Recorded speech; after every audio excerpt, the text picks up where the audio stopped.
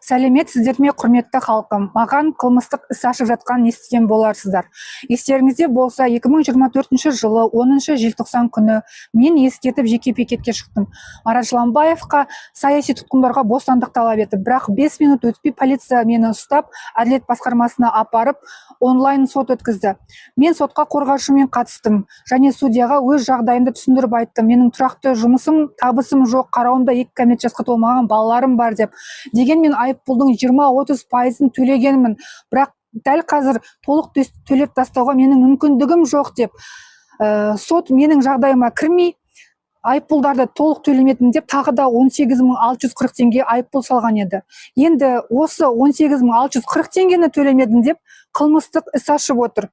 Бұл қылмыстық іс менің оппозициялық көзқарасыма байланысты ашылған.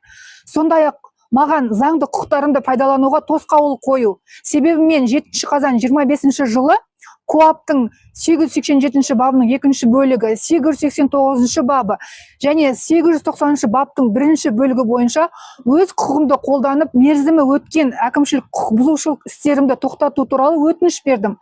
Бірақ Астана қаласының әкімшілік құқық бұзушылық жөніндегі мамандандырылған ауданаралық соты заңға қарамастан менің ісімді қайта жеке сот орындаушыларына жіберіп отыр.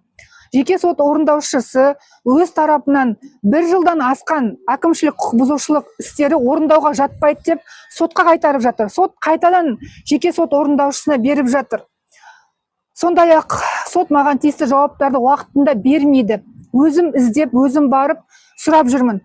Арада 1 ай салып, мені 7 қараша күні қылмыстық кодекстің 430 бабы, яғни сот шешімін орындамады деп, қорғау құқығы бар куә ретінде тергеуге шақырды. Мен бардым, бірақ айтылған әр сөзім өзіме қарсы қолданатындықтан жауап беруден бас тарттым. Айыппұл төлеуден мен жалтармаймын және жалтарған емеспін.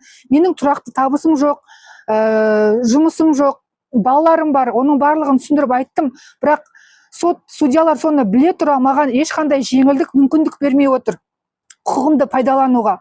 Себебі мен оппозициялық Алға Қазақстан партиясының тіркеуге тырысып жүрмін. Партия лидері Марат Жыланбаевқа саяси тұтқындарға бостандықты талап етіп жүрмін. 16% қ.ны алып тастауға, қымбатшылыққа қарсы митингтерге шығып жүрмін. Және мені 1,5 миллион теңгеге жуық айыппұлдардан заңды түрде босатпау үшін шұғыл ашылған қылмыстық іс. Халқым, маған қазір сіздердің қолдауларыңыз ауадай қажет. Бүгін мені тергеуге шақырды. Маған қорғаушымен бару керек. Қорғаушы қызметін төлеу үшін қаржылай көмек сұрауға мәжбүрмін.